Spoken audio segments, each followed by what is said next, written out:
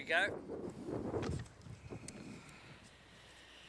Today I am standing alongside my friend, Indonesian President Prabowo Subianto, to make what is a historic announcement. The governments of Australia and Indonesia have just substantively concluded negotiations on a new bilateral treaty on our common security. Australia's relationship with Indonesia is based on friendship, trust, mutual respect, and a shared commitment to peace and stability in our region. This treaty is a recognition from both our nations that the best way to secure that peace and stability is by acting together. It signals a new era in the Australia-Indonesia relationship. The treaty is predominantly based on the landmark security agreement signed by the Keating and Suharto governments 30 years ago.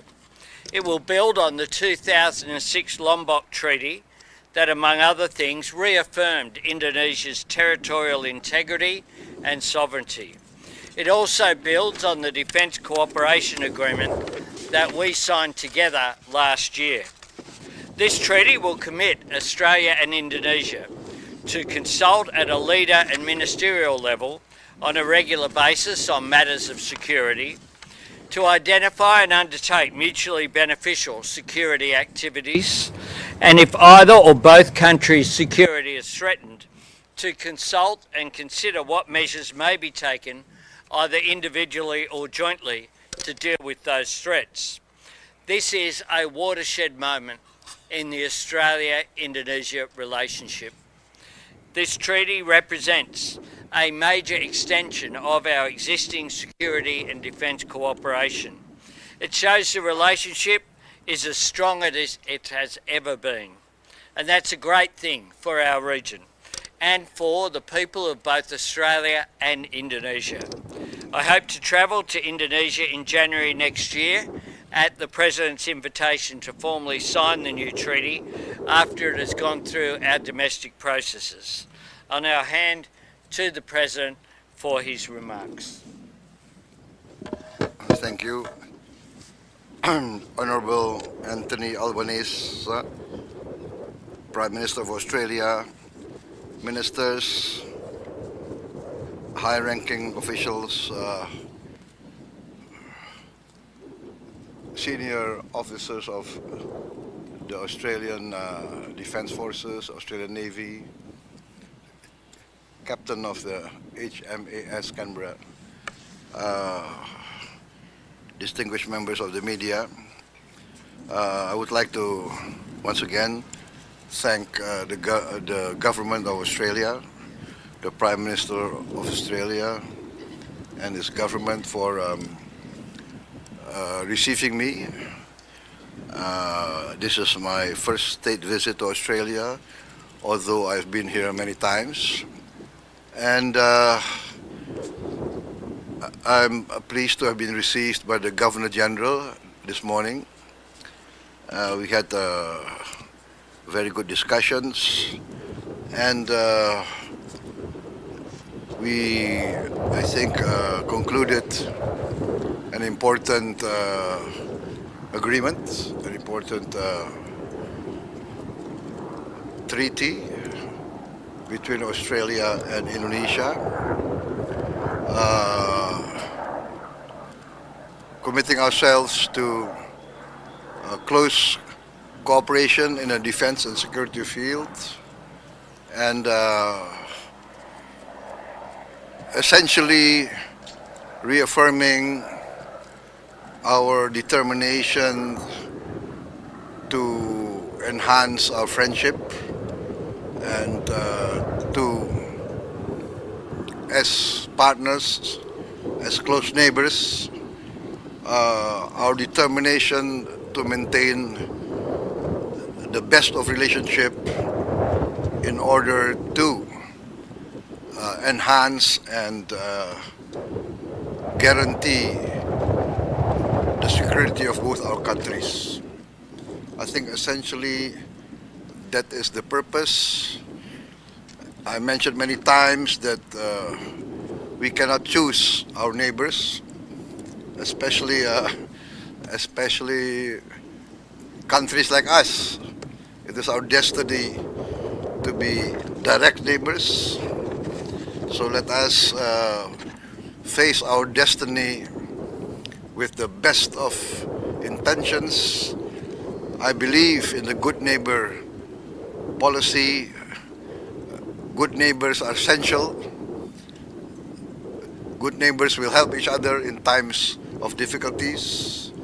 And in the Indonesian culture, we have a saying, when we face an emergency, it is our neighbor that will help us.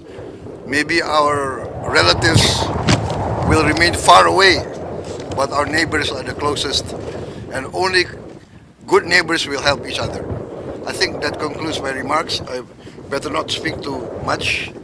As politicians, we tend to speak a lot in front of the media. But once again, Prime Minister, Deputy Prime Minister, thank you very much for receiving me in such a grand manner. I think your intelligence is very good. You know that I like bagpipes, so I'm received by bagpipe, and thank you very much. Thank you, sir. Thank you.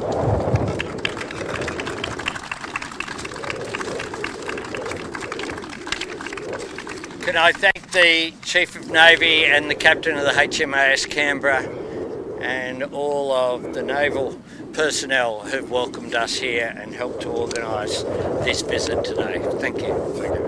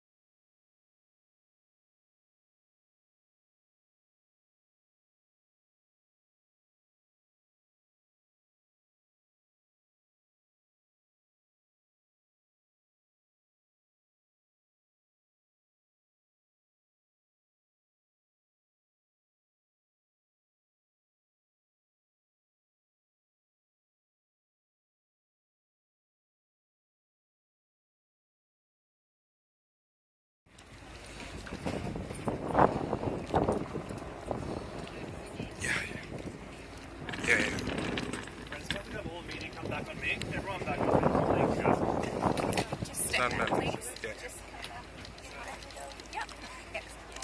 Okay.